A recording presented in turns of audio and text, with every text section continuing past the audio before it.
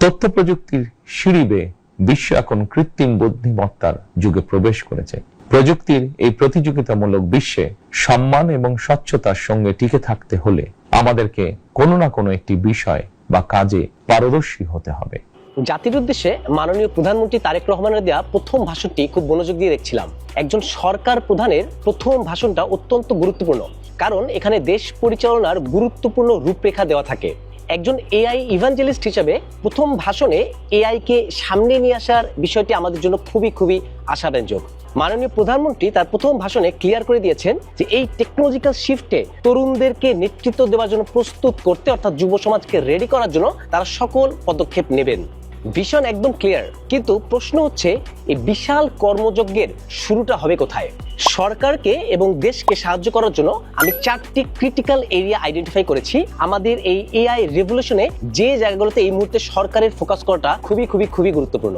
তবে আলোচনা শুরুর আগে এআই এর ইম্প্যাক্ট যে আসলে কত বড় এটা বুঝতে হলে গ্লোবাল ল্যান্ডস্কেপের দিকে আমাদেরকে একটু দৃষ্টিপাত করতে হবে। এই প্রসঙ্গে আমি সবার আগে টানতে চাই রিসেন্টলি, অর্থাৎ 2026 সালের ফেব্রুয়ারি মাসে ইন্ডিয়ার নয়াদিল্লিতে হয়ে যাওয়া এআই সামিটের কথা। ব্রিটেন, দক্ষিণ কোরিয়া এবং ফ্রান্সের পর ভারত এই সিরিজের প্রথম সামিট হোস্ট করেছে, যা গ্লোবাল সাউথের দেশগুলোর মধ্যে প্রথম। ইন্ডিয়া এআই ইম্প্যাক্ট সামিট 2026-এর এক ছাদের নিচে ছিলেন জাতিসংঘের মহাসচিব, ফ্রান্সের প্রেসিডেন্ট, ভারতের প্রধানমন্ত্রী সহ আরো অনেক সরকার প্রধান। শুধু রাজনৈতিক ব্যক্তিত্বরাই নন, সেখানে উপস্থিত ছিলেন টেক জগতের সবচেয়ে প্রভাবশালী সব নাম।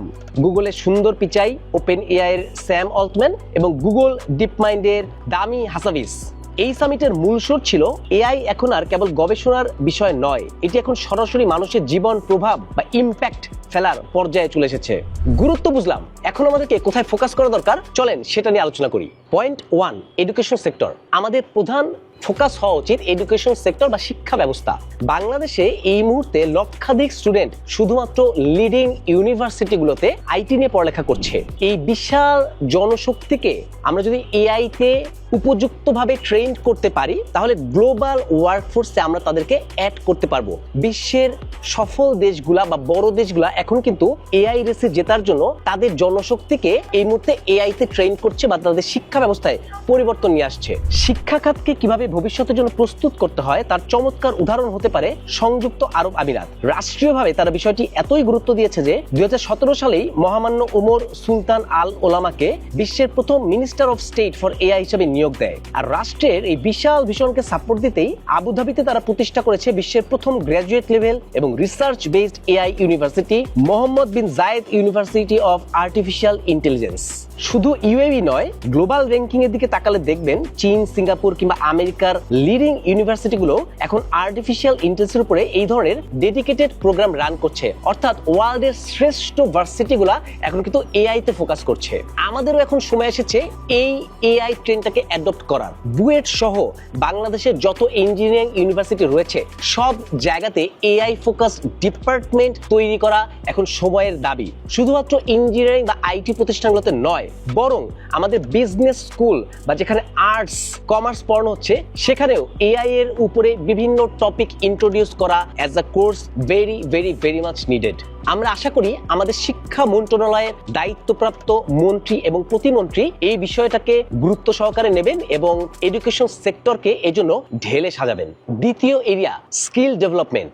ওয়ার্ল্ডের এই এআই রেসে ফাইট করতে হলে আমাদের যুবশক্তিকে এখন ফ্রিল্যান্সিং এর উপরে মাত্রাতিরিক্ত নির্ভরশীলতা থেকে বের করে এনে একটা এআই ড্রিভেন ওয়ার্কফোর্স হিসেবে তৈরি করতে হবে। এই ক্ষেত্রে ফিনল্যান্ড সারা বিশ্বের জন্য একটা বৈপ্লবিক উদাহরণ তৈরি করেছে। 2018 সালে তারা এলিমেন্টস অফ এআই নামে একটা ফ্রি অনলাইন কোর্স চালু করে, যার লক্ষ্য ছিল দেশের অন্তত 1% মানুষকে এআই এর বেসিক জ্ঞান দেওয়া। মজার ব্যাপার হলো এই কোর্সটি করতে কোনো অ্যাডভান্স ম্যাথমেটিক্স বা প্রোগ্রামিং স্কিলের দরকার হয় না। ফিনল্যান্ডের এই উদ্যোগ এতটাই সফল হয়েছে যে মাত্র কয়েক মাসের মধ্যে তারা লক্ষ্যমাত্রা ছাড়িয়ে যায় এবং দেশটির 250-টিরও বেশি কোম্পানি তাদের কর্মীদের এই প্রশিক্ষণ দিচ্ছে। বাংলাদেশে আমাদের অন্যতম বড় শক্তি আমাদের যুব সমাজ। আমাদের যুব উন্নয়ন অধিদপ্তরের যে দেশব্যাপী ম্যাসিভ ইনফ্রাস্ট্রাকচার রয়েছে তা এআই লিটারেসি ছড়িয়ে দেওয়ার জন্য অত্যন্ত উপযুক্ত একটা প্ল্যাটফর্ম। তারা প্রতি বছর প্রায় 3 থেকে 4 লক্ষ তরুণকে এই প্ল্যাটফর্মের মাধ্যমে ট্রেনিং দিয়ে থাকে। আমরা যদি ফিনল্যান্ডের মতো ম্যাস এআই লিটারেসি প্রোগ্রাম হাতে নিতে পারি, তাহলে আমাদের এই জনশক্তিকে আমরা এআই ড্রিভেন ওয়ার্কফোর্সে রূপান্তর করতে পারি। তৃতীয় area, enabling the IT sector। বাংলাদেশের আইটি সেক্টর অত্যন্ত সম্ভাবনাময় একটা সেক্টর বলে আমরা দাবি করি, কিন্তু আমাদের এই সেক্টরের উন্নতি অনেকটা কাগজে কলমেই রয়ে গেছে। রিয়েলি এটার প্রভাব এখন আমরা সেভাবে দেখতে পাচ্ছি না।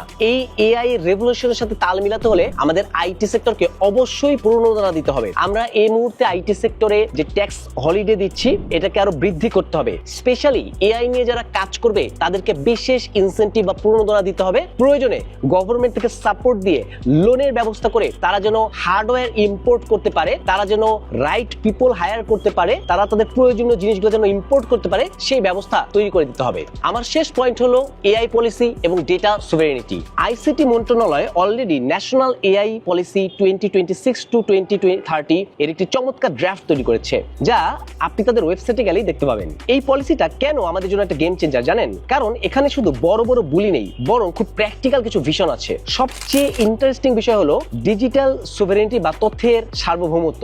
সহজ কথায় বললে আমাদের দেশের মানুষের ডেটা যেন বাইরের দেশের সার্ভারে বন্দী না থাকে, বরং দেশেই আমরা এই ডেটাগুলোকে মেইনটেইন করতে পারি। আমরা কি কেবল বিদেশের তৈরি এআই এর কাস্টমার হয়ে থাকবো? পলিসি বলছে না, আমরা এখন নিজেদের বাংলা ল্যাঙ্গুয়েজ মডেল এবং নিজস্ব এআই সলিউশন তৈরির দিকে ফোকাস দেব। এই পলিসিতে আরো দারুণ একটা ব্যাপার আছে, তা হলো এআই ইনোভেশন ফান্ড।